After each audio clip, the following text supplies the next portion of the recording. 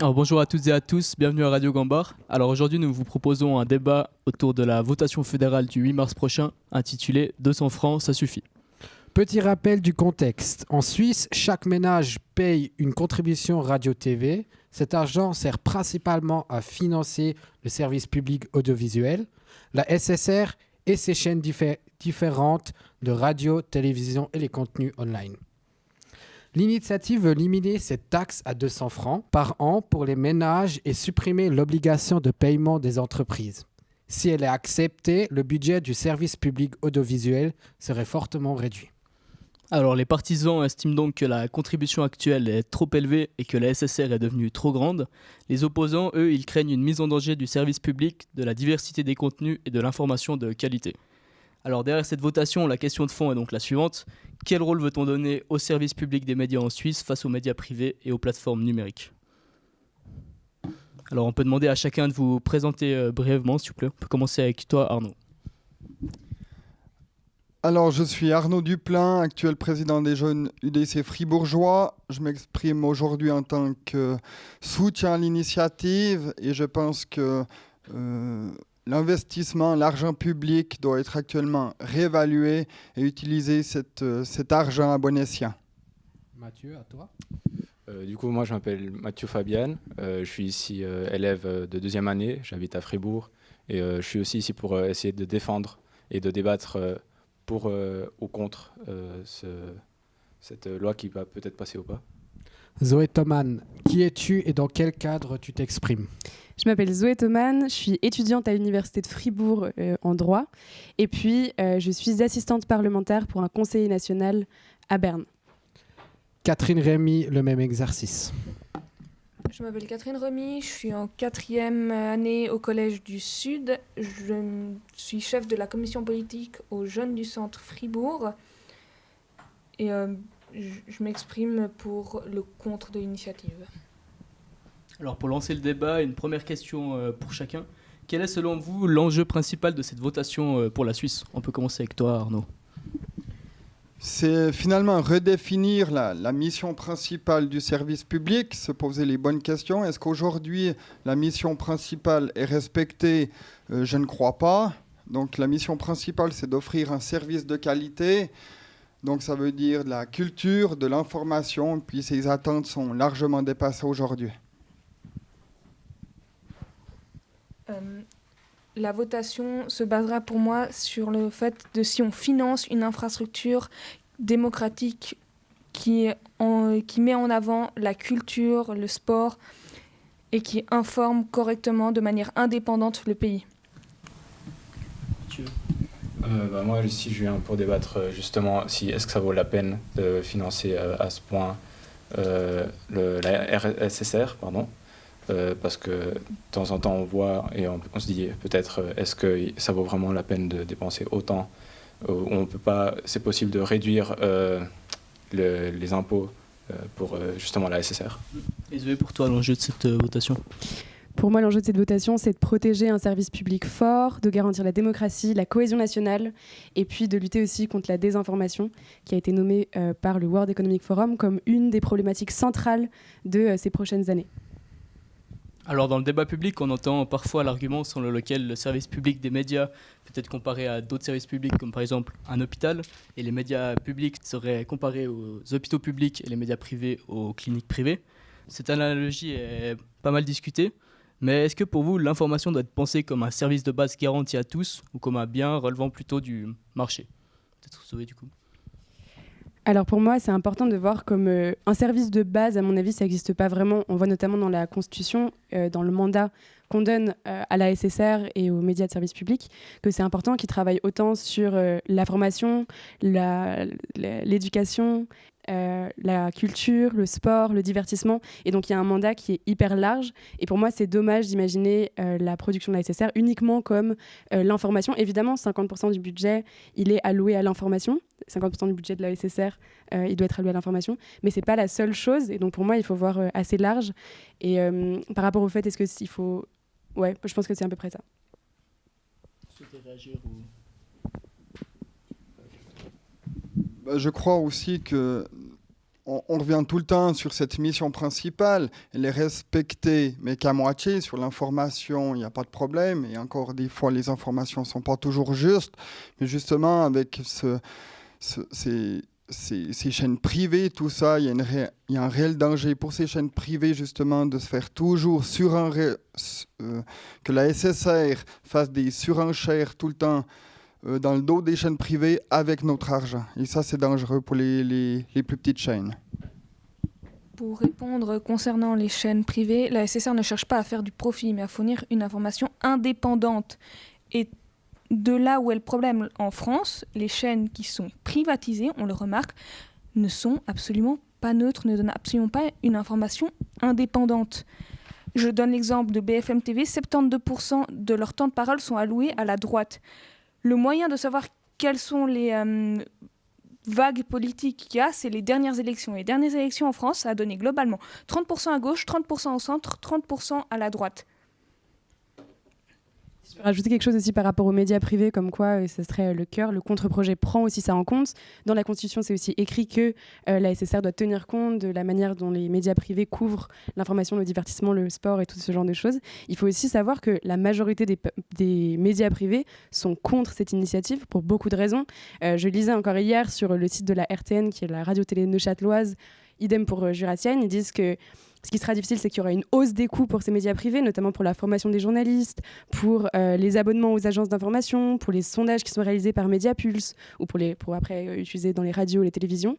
Et puis même eux, ils disent aussi que ça sera une hausse des charges, ce qui va peut-être leur faire réduire aussi les effectifs. Et puis qu'au final, il y aura aussi une baisse de l'information locale. Donc je nuancerai un petit peu sur dire qu'on va tout à coup, avec cette initiative, défendre les médias privés qui ne veulent pas forcément de cette initiative. Alors pour enrichir le débat, on vous propose un court extrait entendu récemment dans une émission où Massimo Lorenzi, qui est journaliste sportif à la RTS, évoque plus ou moins indirectement les conséquences possibles de l'initiative sur les moyens de la SSR. Alors on écoute cet extrait et on revient vers vous. Formation. Et il y a une chose qui est importante par les temps qu'on vit, David, il faut le dire, tout ceci a un coût. Les Jeux Olympiques, ça coûte cher au service public et ceci n'est possible que grâce au financement que le service public a encore aujourd'hui. Il faut le dire, il faut être clair là-dessus. Merci Massimo. On vous retrouve vendredi pour la cérémonie d'ouverture. Il y a des rendez-vous dès jeudi. Est-ce que cet extrait vous inspire quelque chose sur la forme et ou le fond ? Moi, tout d'abord, sauf erreur, c'était le sport dimanche. Cet extrait, 1 heure quand même de grande écoute. Et puis finalement, ça c'est de la propagande de la part du chef des rédactions des sports. Et je trouve que ça n'a pas à faire sa place au sport dimanche de la part du chef de la rédaction. Effectivement, je rejoins une partie de ce que tu as dit. Après, il ne fait que dire des faits.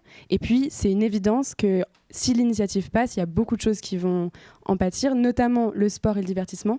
Et le sport, c'est aussi quelque chose qui rend la cohésion nationale en Suisse. Enfin, je veux dire, quand on vit des moments super forts, on regarde tous un match, un truc, c'est fou. Bah, tout à coup, ça va nous lier tous ensemble. Alors que ça ne sera pas la même réalité si tout à coup, c'est juste une petite chaîne, genre L'Aimant Bleu, qui publie un événement comme ça qui ne sera pas forcément vu à Saint-Gall. Donc, c'est aussi important qu'on garde des chaînes sur lesquelles on peut aussi vivre des moments forts avec le sport et le divertissement. Et c'est évident qu'il y a des chaînes privées qui vont pouvoir aussi reprendre ça. Mais ce qu'il faut aussi savoir, c'est que quand ils ont créé le contre-projet, je ne sais pas si on en a déjà parlé, il y aura un contre-projet qui a été fait, qui va déjà être mis en place. Donc en 2029, la redevance, elle va baisser de toute façon à 300 francs. Et quand le Conseil fédéral il s'est posé la question de jusqu'à combien on descend, est-ce qu'on descend à 300, 315, 200, il est allé contacter les médias privés, ils ont discuté ensemble et ils ont dit ok, il y a une partie des choses qu'on va pouvoir reprendre, mais on va pas pouvoir tout reprendre. Et si vous baissez en dessous si l'initiative passe et on passe à 200 francs, il y a plein de choses qu'on ne pourra juste plus faire. Et ça pose des gros problèmes parce que c'est un vide qui va être créé dans l'univers médiatique. Et ces choses-là, soit elles vont totalement disparaître, et puis ça serait une perte sèche, soit elles vont être prises, par exemple, par des médias étrangers. Et puis là, je me permets de vous taquiner un petit peu par rapport à l'UDC. Vous êtes fermement opposé à ce qu'il y ait des juges étrangers, mais par contre, quand on parle du 4e pouvoir, est-ce que ça vous dérangerait qu'il y ait des médias qui soient contrôlés par des grands milliardaires étrangers ? Mais je crois que ça ne sera pas forcément le cas. Tu parlais de Jeux Olympiques, on peut parler de fêtes de lutte, de Coupe du Monde. Ça, je pense que que c'est le travail de la SSR de faire ce genre de diffusion. Avec cette redevance qui baisserait à 200 francs, il y aurait tout de même 850 millions de redevances pour la SSR. Alors, ça permettra aussi, j'ai un exemple tout à l'heure, que les plus petites chaînes, les chaînes privées, reprennent des événements sportifs, reprennent des programmes. On l'a vu il y avait une émission The Voice suisse qui était diffusée il y a quelques années. La SSR n'a pas voulu continuer ce programme, c'est Swiss Media qui a repris. Donc c'est preuve quand même que ces médias privés ont les moyens de reprendre les émissions. On n'a peut-être pas parlé de la conséquence qu'aurait si l'initiative est acceptée. On diviserait par 2 le budget. Alors, je t'entends dire que ça poserait pas forcément de soucis pour la culture, le sport, le divertissement et autres, mais il faut savoir que l'information et l'actualité, c'est 41% du budget. Et par la suite, ça va se battre, entre guillemets, entre le divertissement et les films à 20%, la culture, société et formation 17% et le sport à 15%. Ils ne pourront pas tout reprendre, c'est conséquent comme budget et ça donne aussi une énorme visibilité au niveau de la Suisse. Lorsqu'on va voir des matchs de foot ou les Jeux Olympiques, ça donne une énorme visibilité, que ce soit au niveau sportif. Et donc, ça permet de faire engranger plus de profits pour ces sports-là et qui puissent aider les jeunes. Le sport public contribue à la cohésion sociale. C'est le moment où il y a le plus de mixité, où tout le monde rencontre des gens d'horizons différents. Donc, forcément, si ce budget de 200 francs est passé à 200 francs, ce qui fait diviser par 2, ça posera un énorme souci pour les jeunes au niveau sportif et au niveau culturel, parce que la culture, c'est 17%.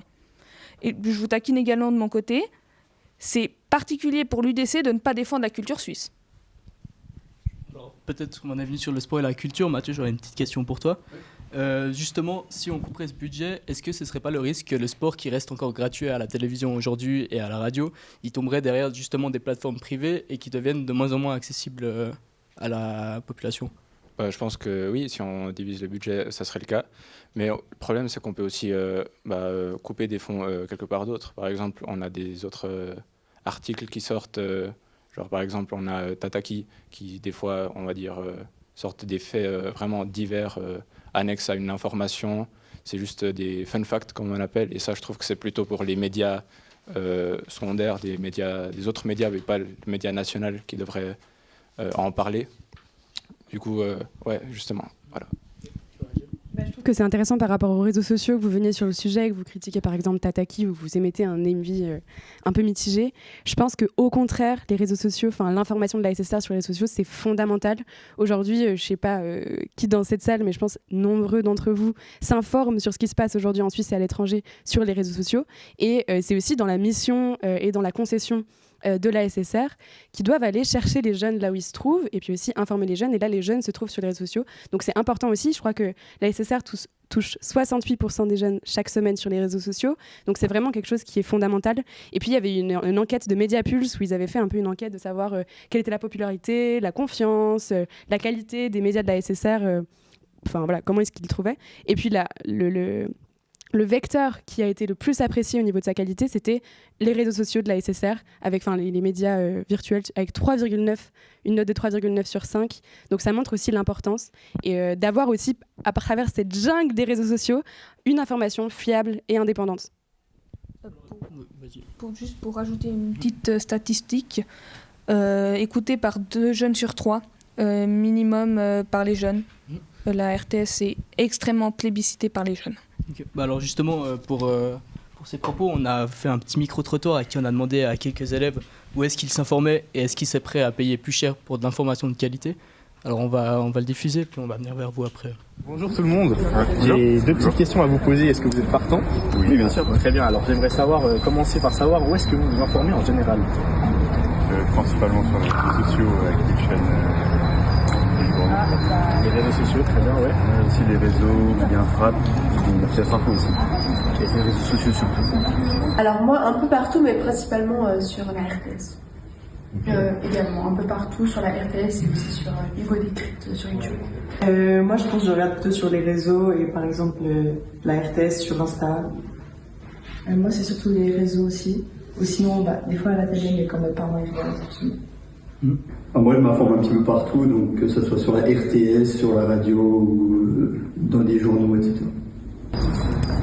Principalement sur Internet et Google, TikTok. Ouais, les réseaux sociaux. Les réseaux sociaux, d'accord, très bien. Et est-ce que tu serais prêt à mettre le prix, à payer plus cher pour avoir accès à une information de qualité? Ah non, pas trop. Je préfère que ce soit gratuit comme ça. Moi, je pense que ça dépend, vu qu'on paye déjà suffisamment cher, de mon point de vue. Mais après, tout dépend de l'augmentation que ça serait.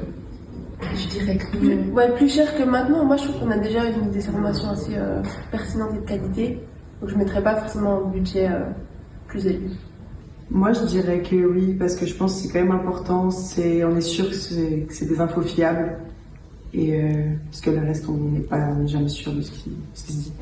Moi, je pense que c'est un petit peu cher, mais que c'est quand même important. Et que si on ne met pas ce prix-là, on aura moins d'informations importantes. Si j'en ai vraiment besoin, oui. Pas forcément.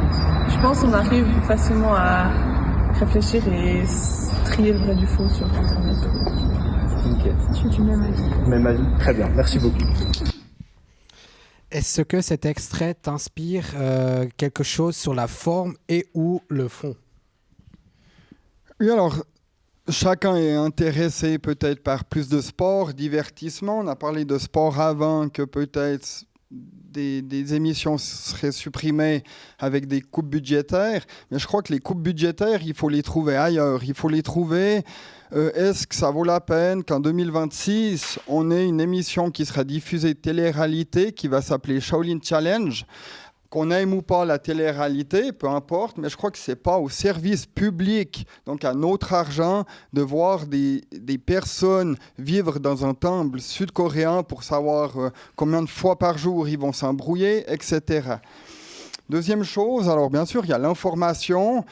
Je vais reprendre les propos de ta collègue Pauline Grand, sauf erreur, sur Infrarouge. Est-ce que c'est avec notre argent et le service public, de rédiger un article, de savoir si Adolf Hitler avait un micro-pénis? Je crois pas aujourd'hui que c'est au service public de faire ça avec notre argent. Effectivement. Par contre, pour moi, ces informations-là, elles vont se baser sur deux choses. Soit il y a des études qui vont sortir. J'avais vu aussi quelque chose... peu importe. Parfois, ces fun facts, ils vont après déboucher sur des études, donc ça reste du journalisme, et puis ça peut rentrer dans le cadre d'éducation. Ou alors, c'est du divertissement, par exemple, ces questions-là de télé-réalité. Ce qu'il faut savoir, c'est que le Conseil fédéral, il a entendu la volonté des initiants, et avec le contre-projet qui va de toute façon entrer en vigueur, il y a de toute façon une coupe qui va se faire dans le divertissement. Donc ce genre de choses, c'est aussi une préoccupation qui a été entendue. Alors pour venir sur ces coupes dans le divertissement, alors on a beaucoup d'émissions en Suisse qui priment par exemple les petits humoristes, ou même dans la musique les musiciens suisses régionaux. Est-ce que cette coupe budgétaire, par exemple Mathieu, elle serait pas problématique pour ces artistes-là? Pardon, la coupe budgétaire sur le divertissement. Le divertissement, je trouve qu'il y en a assez sur les réseaux sociaux. Il y a assez de chaînes secondaires, de chaînes YouTube, chaînes TikTok, Instagram. Il y a franchement assez de contenu pour se divertir. On a aussi le sport, qui est une forme de divertissement. Et ça, la SSR, la RTS, elle le garde encore. Moi, je pense que s'ils arriveraient encore. C'est pas possible au niveau des chiffres. Mais si, parce qu'ils diviseraient par dans deux. Les autres... comment? Ils doivent diviser par deux leur budget.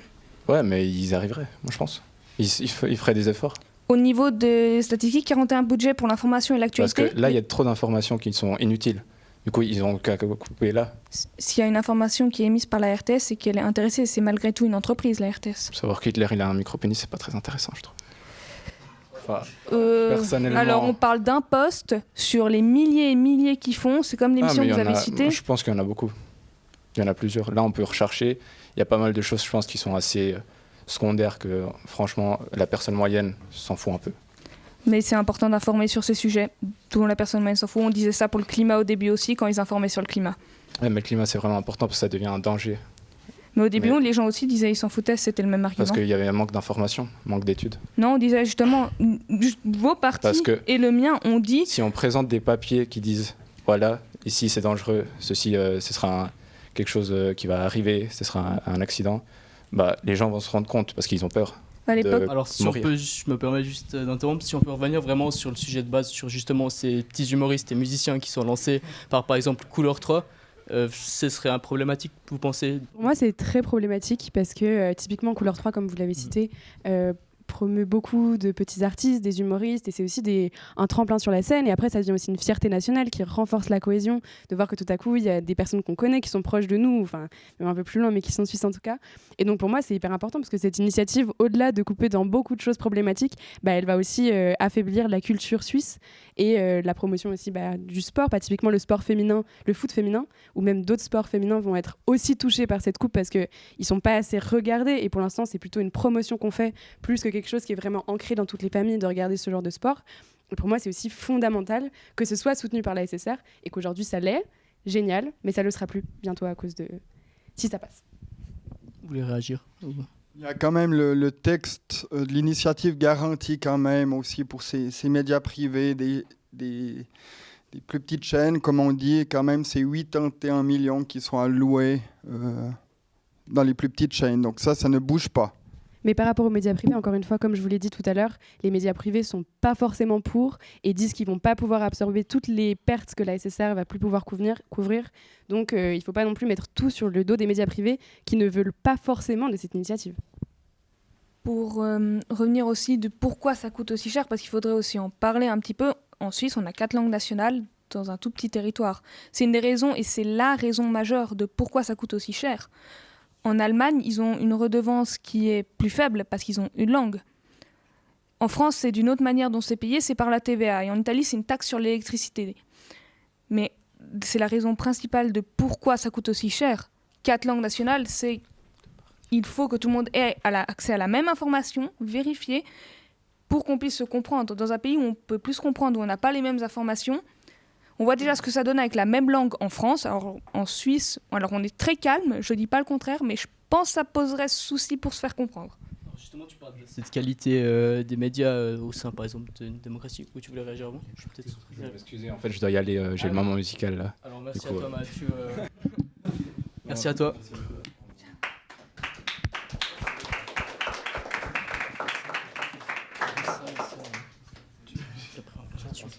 Merci à toi. Merci. Alors du coup, oui, pour revenir au sujet que tu as abordé de la qualité média en Suisse, donc un autre argument qu'on entend souvent, c'est que le bon fonctionnement d'une démocratie, elle suppose l'existence de médias de qualité capables de produire une information vérifiée, contextualisée et pluraliste. Sans ce socle d'informations fiables, certains estiment qu'il devient plus difficile pour la population de trouver un propre opinion lors des votations. Zoé, selon toi, en quoi les médias de qualité sont-ils importants pour la démocratie ? Je pense que vous avez déjà dit pas mal d'éléments de réponse dans votre question, mais effectivement, il faut une information qui est fiable, qui est vérifiée, qui est indépendante. La RTS, elle est contrôlée par l'Ofcom, qui est du coup l'Office fédéral de la communication, qui vérifie un peu ce qu'elle fait. Elle a une concession, donc ça veut dire que c'est un mandat qui est fait par le Conseil fédéral et qui lui dit un petit peu ce qu'elle doit faire et la manière dont elle doit le faire. Donc c'est aussi... Enfin, non, pas la manière dont elle doit le faire. Il lui dicte pas, mais ça reste quelque chose d'assez vérifié dans des normes. Aujourd'hui, le service public de la SSR, il répond à un intérêt public d'avoir une information fiable, vérifiée, accessible à tous, dans les 4 langues aussi qui nous correspondent. En Suisse, on a aussi des identités régionales qui sont hyper fortes, on a des différentes cultures, et aujourd'hui, la RTS, elle est présente dans plein de centres, elle a beaucoup de bureaux dans différentes régions, ce qui permet aussi d'avoir une forme on est très proche des personnes, des journalistes qui vont nous parler, des intérêts qui vont amener sur la table, et c'est typiquement avec l'initiative qui vous est proposée. Ils vont devoir couper tous ces bureaux et tous centraliser. Le bureau, il sera sûrement à Zurich. Peut-être qu'il y en aura un autre en Suisse romande, mais c'est même pas sûr. Et donc, d'un coup, on perd aussi beaucoup de proximité avec le journalisme qui nous sera fait. Et ça, c'est aussi dommage. La SSR exploite quand même déjà 8 chaînes et plus de 15 émissions radio. Donc, moi, je vais certainement me répéter, mais justement, c'est le but... On parle que la démocratie est menacée dans vos arguments.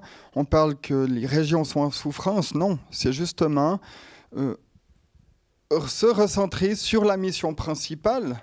l'information, la culture, et avec justement ces coupures de millions, alors ça, les chaînes privées aussi, eux auront leur mot à dire, pourront produire des émissions, pourront produire des émissions radio, et puis aussi montrer l'image finalement de leur région. À ce moment-là, cela coûterait et ça le mettrait moins en avant. La culture doit être accessible à tous. La culture n'est pas un produit commercial, c'est un patrimoine partagé. Donc c'est assez particulier pour moi de vouloir mettre la culture seulement aux mains de certaines personnes qui seraient spécifiquement intéressées, alors que les intérêts se découvrent petit à petit. Personne n'est né en ayant un intérêt pour la politique ou pour les sciences, et en le découvrant par la suite. Bon, les sciences, mauvais exemple, c'est plutôt à l'école. Pour rajouter quand même quelques informations il y a beaucoup d'émissions, la culture elle doit être mise en avant. C'est comme ça qu'on découvre et c'est comme ça qu'on peut avoir du contenu suisse, la culture suisse, pas seulement importée de l'étranger. Alors merci. Alors on va venir aussi sur ces problèmes de désinformation. Vous en avez parlé au début, Zoé, vous avez dit que c'était très important. Alors on a un court extrait qui a été réalisé du coup par intelligence artificielle, qui est une reconstitution de choses qu'on aurait pu voir sur par exemple Instagram. Alors on peut écouter ça peut-être. Les gars, réveillez-vous 2 secondes. On vous prend vraiment pour des idiots. L'affaire Epstein, vous croyez vraiment que c'est juste un suicide en prison et puis basta ? Comme par hasard, les caméras ne marchent plus. Comme par hasard, des documents disparaissent. Et après, on nous dit qu'il n'y a aucun lien avec des gens puissants. Sérieux ? Les médias mainstream vous servent la version officielle, mais ils ne posent jamais les vraies questions. Faites vos propres recherches. Cherchez qui était dans les vols. Cherchez qui a intérêt à ce que tout ça soit oublié. On vous ment. Et tant que vous goberez tout sans réfléchir, ça continuera. Ça vous inspire quoi, Arnaud ? Ça... Monter le fond de la vidéo, on n'est pas là pour parler de ça, mais... Non, mais effectivement, sans commenter, il y a la justice pour ça, mais effectivement, il y a quand même, au sein aussi de la SSR, de la désinformation, des fausses informations, des prises de position aussi un petit peu. Alors, c'est pas l'argument premier, mais il y a quand même des biais politiques qui sont assez voyants à l'écran. Je veux dire, quand il y a eu l'initiative pour l'achat des avions de combat, il y a eu des fausses informations sur l'achat de combat. Ensuite, il y a quand même des phrases qui sont dirigées, notamment vers les politiques UDC, où une fois, lors d'une émission, 66 minutes, je crois, où l'UDC a été assimilé à DSS, Thomas Echi, Conseil national, qui a été traité de raciste. Au début d'année, Madame la journaliste, Madame Kovo, qui a été d'une médiocrité journalistique, je dirais, en étant arrogant et puis très agressive envers notre président de l'UDC suisse, Marcel Dittling. Et puis finalement, tout ça, ça fait que les gens ils remarquent ça. Et puis voilà, c'est pour ça qu'il y a aussi cette désinformation. Alors déjà, pour juste une petite référence à l'audio, en gros, ils arrivent un peu à la conclusion que les médias mainstream, parfois, ils vont dire de la désinformation, vous l'avez dit aussi, mais je ne suis pas sûre que si vous trouvez que le fond de la RTS, enfin le contenu qu'ils diffusent, n'est pas top, je suis pas sûre que c'est en coupant la moitié des budgets que ça va s'améliorer. C'est un peu comme si je vous dis ah ouais, ma voiture elle est pas ouf, donc je vais enlever les pneus et le moteur, je pense que ça ira mieux. Donc à mon avis, il y a aussi quelques problèmes par rapport à ça. Et puis vous critiquez que donc vous émettez un avis comme quoi la SSR serait de gauche, à peu près, hein, je simplifie, ou un petit peu tiré vers la gauche. Il y a une étude de l'université de Zurich qui a classé les médias sur une échelle allant de -100 plus à gauche à +100 plus à droite, et la SSR est à -3, donc on est quand même vachement neutre.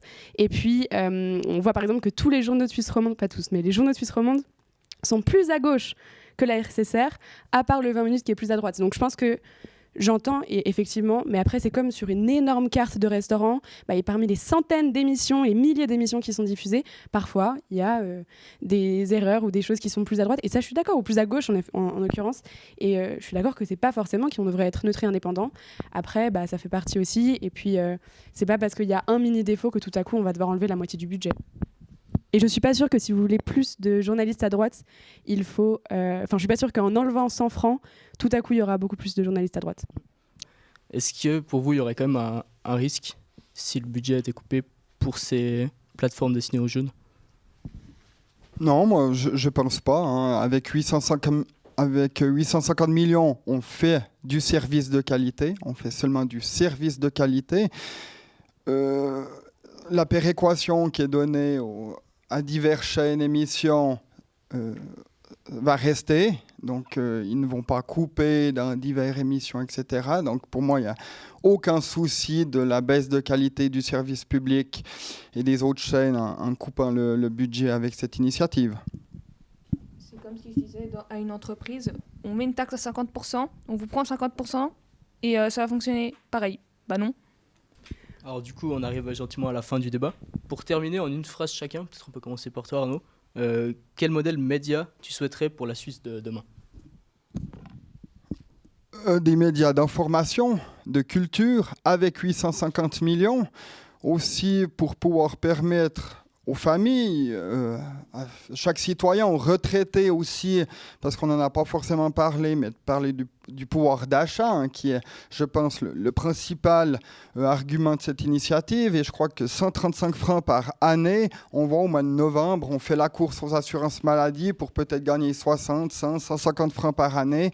Et je crois qu'on ne peut pas négliger, même si certains disent que c'est 37 centimes par jour. Alors dit comme ça ne fait pas beaucoup, mais sur une année, c'est 135 francs. Et je crois qu'à la fin de l'année, quand les factures arrivent, il y a des familles, des retraités qu'on a drôlement besoin. Je me permets de répondre vis-à-vis de votre parti. Le PS et le Centre ont proposé des initiatives il y a 2 ans pour baisser les assurances maladie, que ce soit l'initiative plafonnement à 10% ou frein au coût pour mon parti. Vous les avez refusés. Donc le plus gros souci n'est absolument pas cette redevance. Le plus gros souci est l'augmentation du coût de la vie et qu'on n'arrive pas à contrôler justement cette augmentation. Pour revenir sur ce que je souhaiterais pour la RTS dans le futur, c'est un média indépendant, fiable, toujours avec les sources scientifiques et qui promeut la culture et le sport suisse accessible à toutes et tous. Je suis d'accord avec ma collègue et je me réjouis beaucoup de vous voir vous engager autant lorsqu'on aura d'autres opportunités de soulager le porte-monnaie des ménages. Voilà. Bon, et puis par rapport à ce que je souhaite pour la RTS, par rapport aux médias de manière générale, je souhaite un média public fort, avec un espace aussi pour les médias privés, évidemment, parce que c'est les médias d'opinion qui sont fondamentaux pour pouvoir se faire une opinion, voilà, dans la démocratie.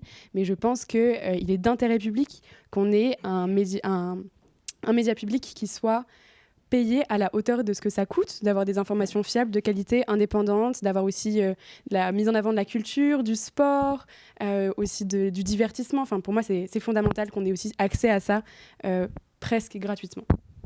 Merci à nos invités pour ces échanges très intéressants.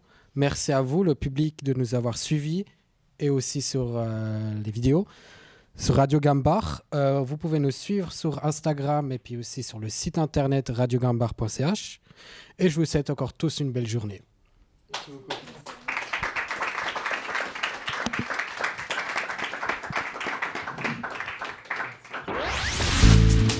Radio Gambar.